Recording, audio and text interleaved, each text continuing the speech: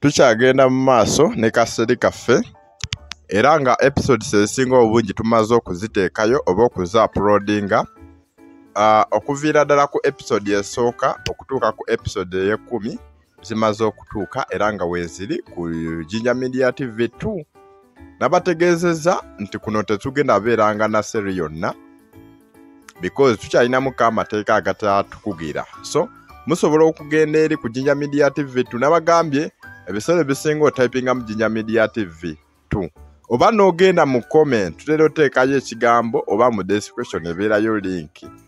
Genda mu description ya video eno mubeeramu link ekutuusaayo bagenda otypinga mu Jinja Media TV 2. Wekiba tekisoboka teekamu ekigambo oba erinnya lya firimu eno yennyini, The Legend of Jinha VJ ISP.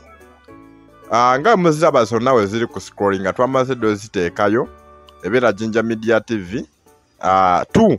But we mutuukayo mu subscribing because obanga tulekinza ate nga tusubscribinze kigenda kukaluubiriza wetutuuka mu kiseera kiri ekyokuba nti onoonya firimuzi because twataddeyo movie era ng'okwo kwe tugenda olabira buli lunaku zigenda kweyuwangayo.